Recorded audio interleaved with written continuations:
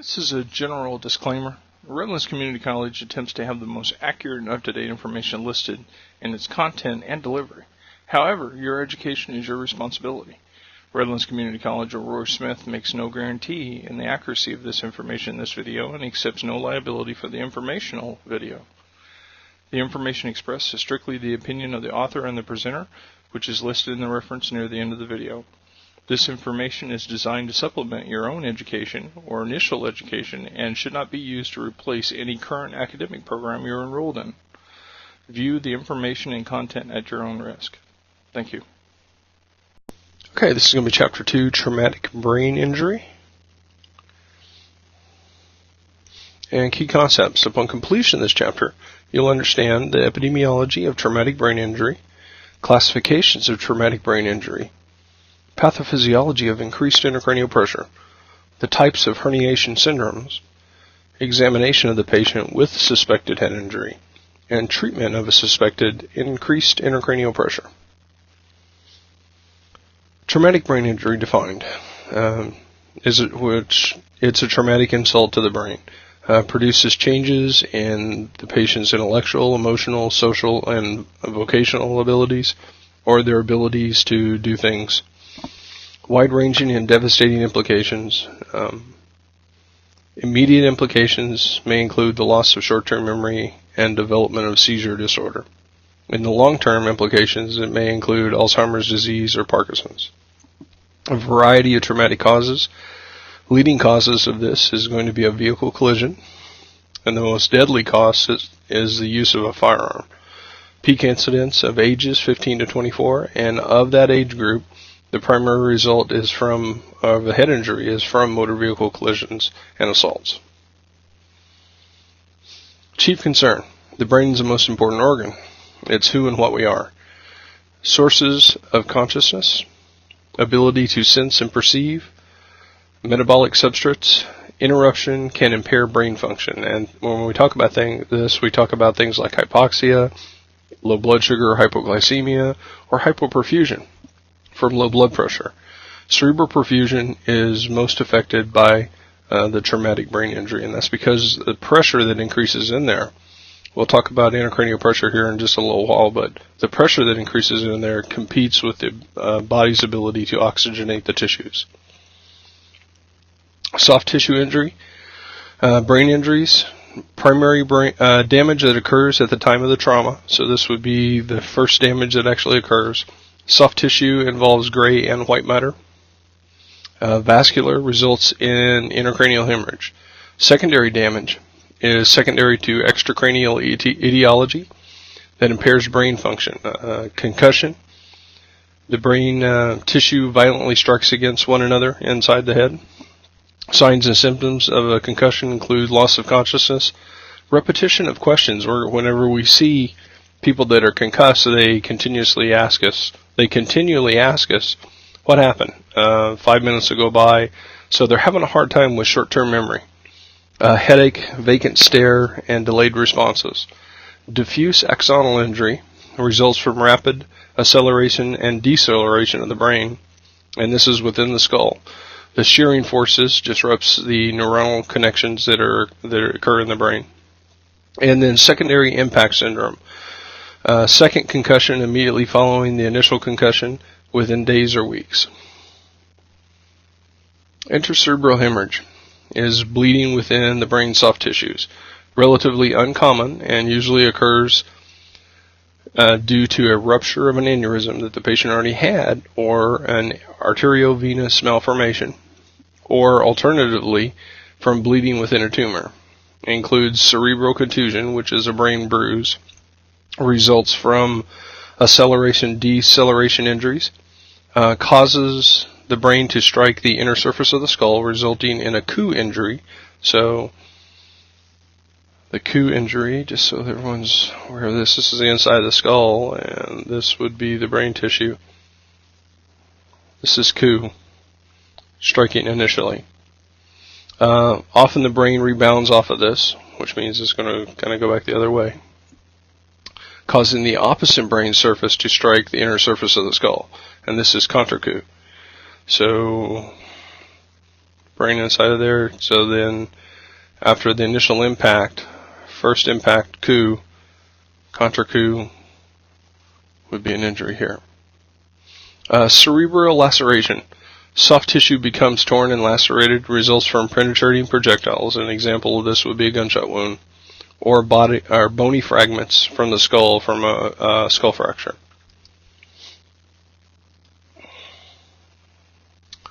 Extracerebral hemorrhage. Bleeding outside the cerebral cortex, below the cranium, which is the bony surface. Injury to the blood vessels inside the meninges. And meninges are 3 layers of tissue, the dura, the arachnoid, and the pia mater, and surrounding the cerebral cortex. It includes traumatic subarachnoid hemorrhage, and traumatic subarachnoid hemorrhage is extracerebral hemorrhage of the small corticomeningeal blood vessels within the arachnoid space. So this is just below the arachnoid space, subarachnoid. Subdural hematoma. Subdural hematoma is from fragile veins that tear and cause bleeding within the subdural space and result in an organized clot that exerts downward pressure on an already damaged cerebral cortex, and this causes intracranial pressure. Shaken baby syndrome, combination of a subdural hematoma and a diffuse axonal injury. This occurs during an infant assault or violently shaking to and fro. So the axonal injury would be shearing force, and the subdural in addition to that. Epidural hematoma results from an intracranial bleed above the dura mater. Typically occurs secondary to a focused blow from an object, such as a club, a bat, something along those lines.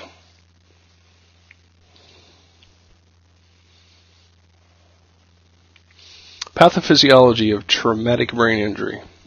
The skull or the cranial vault's rigid container holds about 1,200 to 1,500 milliliters of volume.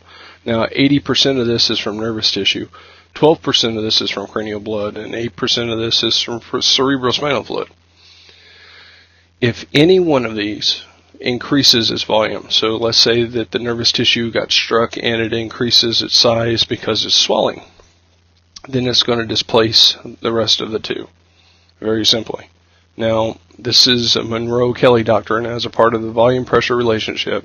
An increase in one volume must therefore result in a corresponding decrease in another. This is in your book. It essentially works out to the more swelling that we have, the less perfusion we would have, or the less ability of bringing in blood to perfuse the brain we would have. Herniation syndromes. Kind of a mass effect. Whenever pressure builds up in one compartment, that compartment compresses the other compartments. Intracranial pressure increases, mass effect gets greater, brain moves towards the foramen magnum, which is a hole in the bottom. So as we get diffuse pressure running out across cranium, let's say this is the brain right here, as we get diffuse pressure kind of pressing down from this extra cellular thing, whether it be a hematoma or it be a pool of blood.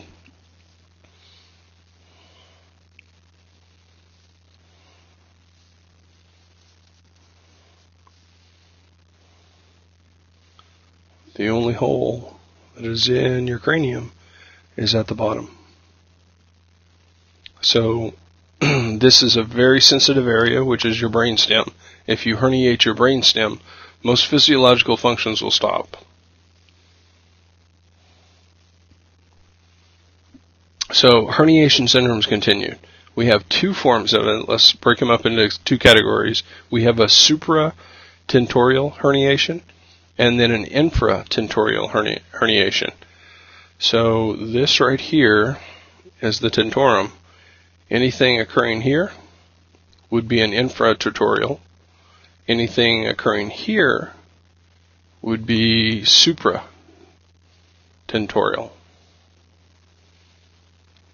Now, in these, we have all of these different kinds. I'm talking about this area here, different kinds of herniation. So, supratentorial herniation is number 2. Let's just kind of look at that for a second. So, central herniation, increased intracranial pressure exerts a force upon the dicephalon at the midline of the brain, or midline of the brain above the brainstem. the thalamus, the hypothalamus, as well as the temporal lobes.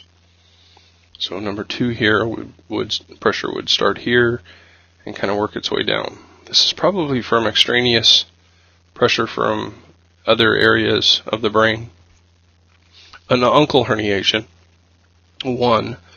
Lateral forces created by expanding space occupy a lesion created by a blood clot. Compresses the brain at the opposite side of the hemisphere. So number 1 is our uncal herniation. Is this right here? When the little gyri essentially flips over and becomes herniated.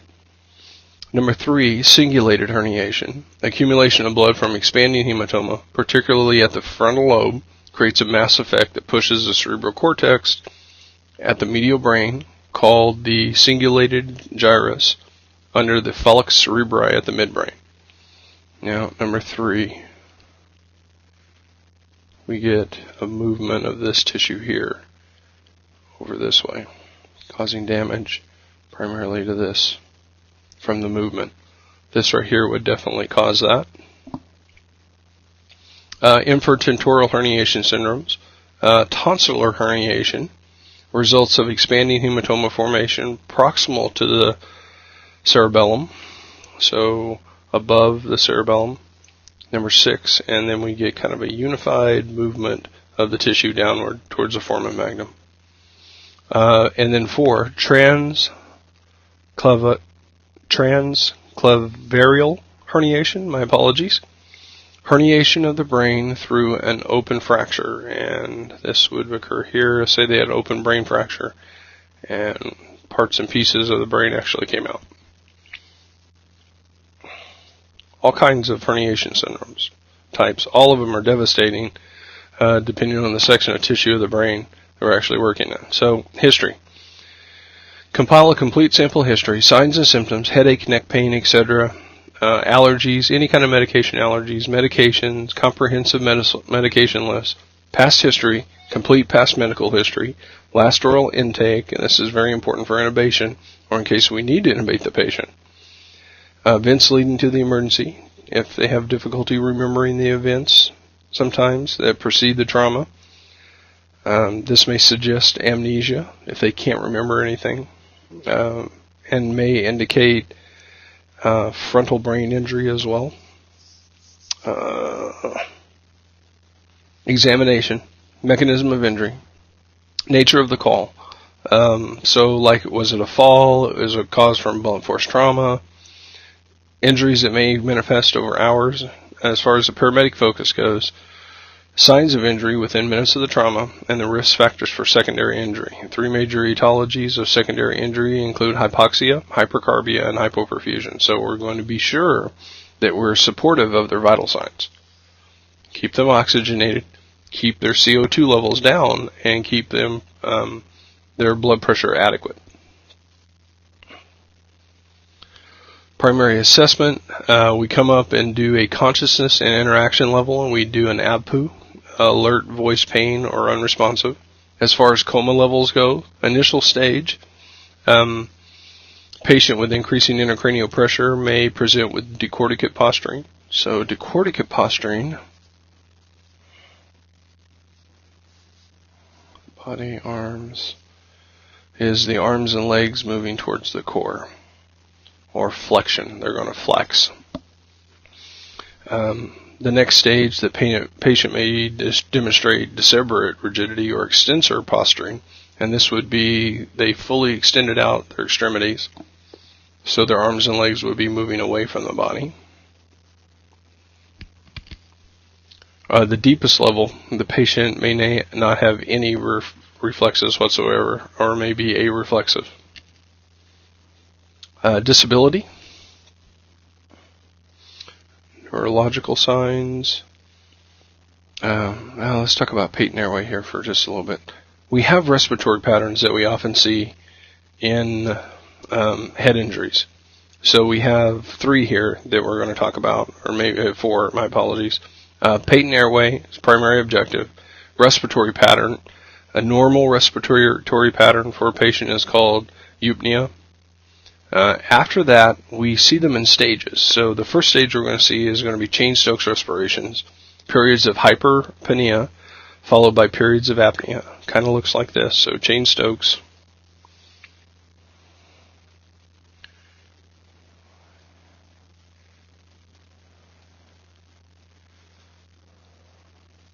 Hyperventilation.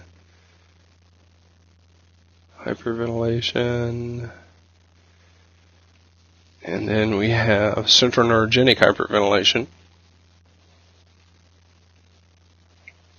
which is essentially we're going to run it till the wheels fall off. And then apneustic pattern.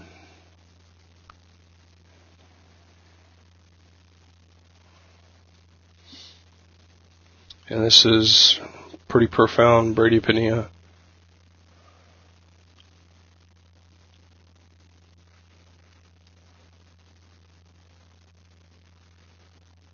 And then periods of apnea along with this and the apneustic pattern. And then ataxic.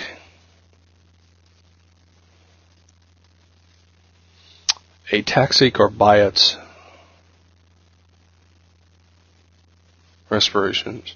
Irregular gasping breathing. So this may be like guppy breathing. So as the patient breathes in, there's no pattern to it. It's irregular. We've termed this guppy breathing. Their respirations are ineffective and they're kind of gasping. So those are the patterns. This is the first one we're going to see. This is whenever we switch over to the hypoxic drive from pressure on the brainstem. Oxygen levels increase during this tachypnea phase or hyperpnea phase, and then during the apnea phases of this, O2 levels go down. So most normally we run off of CO2, but in the Cheyne-Stokes they've got so much pressure on the stem that they've switched. Central neurogenic hyperventilation, there's no feedback triggering to this whatsoever. So this is essentially, let's just try to get oxygenated breathing as much as we possibly can. So there's no balance to this. This is going to run until the wheels fall off or we see another pattern like the apneustic. So respirations are slowing down. They're less than 12 per minute with periods of apnea in between. And then the ataxic would be they're gasping. So this would be the last one on our list. This should be a progression.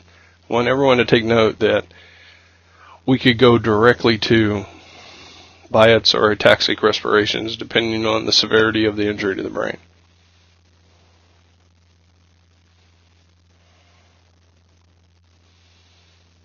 Alright, and then disability as far as neurological status. Short-term memory.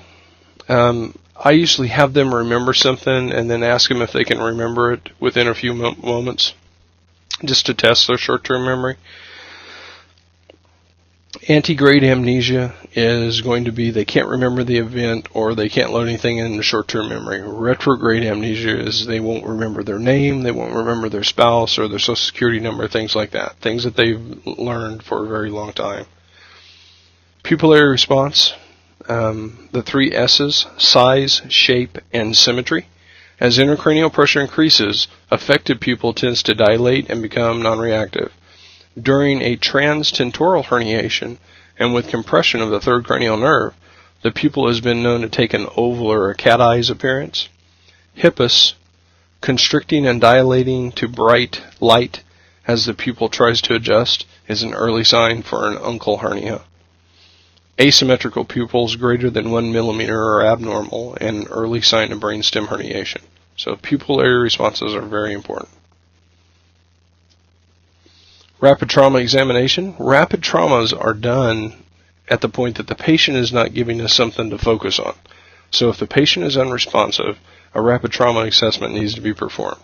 It may reveal very subtle clues like skull fractures. Linear skull fracture is the most common, usually a result of low injury, blunt trauma across a broad area of the head. A depressed skull fracture, generally due to a focused high-energy blow of the skull in one location, or a basilar skull fracture, which is the most common. Temporal bone fracture, autouria, leakage of cerebral spinal fluid from the ears, or battle signs, dislocation, discoloration behind the ears that represent hematoma formation. Cranial nerve examination. Extraocular movement. Ask the patient to perform cardinal gazes, move their eyes to the left, right, up, down, have them cross them, see if they can focus. Examine the trigeminal nerve in the forehead. Ask the patient if he can feel his face or forehead being stroked. Tap between the eyebrows. Examine if the forehead wrinkles when the patient smiles. Whispered voice and cerebellar tests. Hearing loss may be indicative of a basilar skull fracture. Cerebral tests can be used to assess an infratemporal mass effect. Assessment. The presence of symptoms complex including Cushing's triad. Now, Cushing's triad is three things, which is hypertension, bradycardia, and altered respiratory pattern.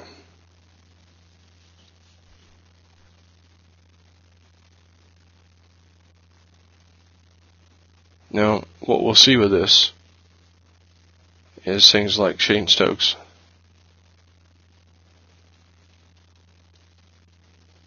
centroneurogenic hyperventilation, apneustic or ataxic patterns, Biot's respirations, generally progressive. The blood pressure increases to perfuse the brain. Once pressure is assessed at the carotids, an increased parasympathetic tone occurs because they are baroreceptors, and this increases parasympathetic tone or vagal tone and causes the patient to become bradycardic. Now, the one thing that we do not want to do is to give atropine to somebody that has a blood pressure of 200 over 130, heart rate of 40 beats per minute, and has an altered LOC. We want to assess that it might possibly be a head injury. Sit on them, frequent monitoring of vital signs, and take them to the most appropriate location, whether it be a level 1 or isolated neuro. For a brain bleed that we are pretty sure that we have a Cushing's triad, we should take them to the level 1 trauma center.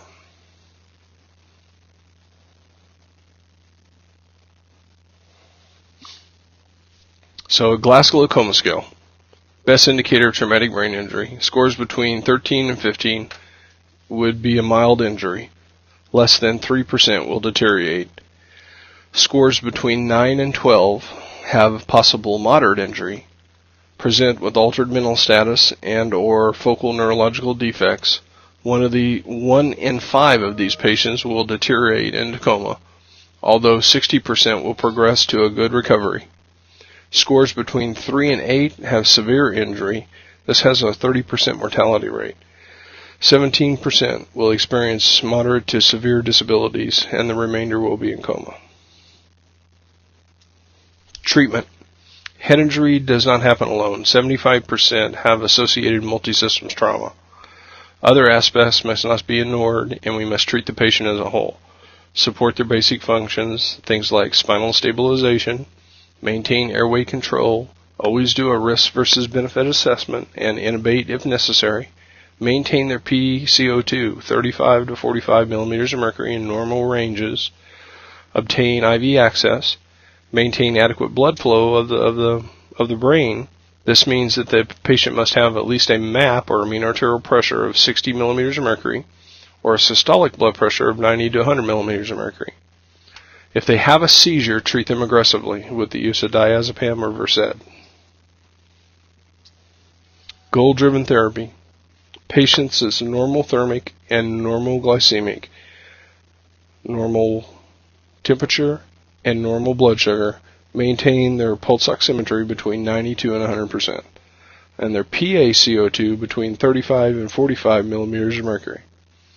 Be sure that they maintain a MAP of 60 and they have a systolic pressure of 90 to 100 millimeters of mercury. As far as evaluation goes, Cushing's triad or cerebral herniation signs treat with therapeutic hyperventilation. faster, deeper respirations than needed. Does come with some dangers reserved for life-threatening herniation. Hyperosmolar therapies are considered as well, things like mannitol. They've been used to reduce intracranial pressure in the past, but the new information that's coming out, they're not really supported by the Brain Trauma Foundation. Disposition. The patient's survival depends on rapid identification of a hematoma, and a clot extrication via a craniotomy or a craniectomy, or surgical procedures available at the trauma center. So unless they are set up to perform burr holes within the patient's cranial area, or a catch and release, or capture the actual clot that's in there, then you're not doing them any favors by taking them to a hospital that can facilitate their treatment. In conclusion, 50% of death secondary to brain injury occurs within the first 2 hours. The paramedic care is important. Pre-hospital treatment should be focused on the stopping of hypoxia or hypercarbia or high CO2 levels and low blood pressure or hypotension. It helps prevent secondary brain injury, improves overall survival. References for this chapter were taken from BB Professional Paramedic Volume 3, Trauma Care and EMS Operations of Delmar Learning. And if you have any questions concerning this chapter, feel free to give me a call. My name is Roy Smith, smith@emsa.net, or 405-219-7613. Thank you.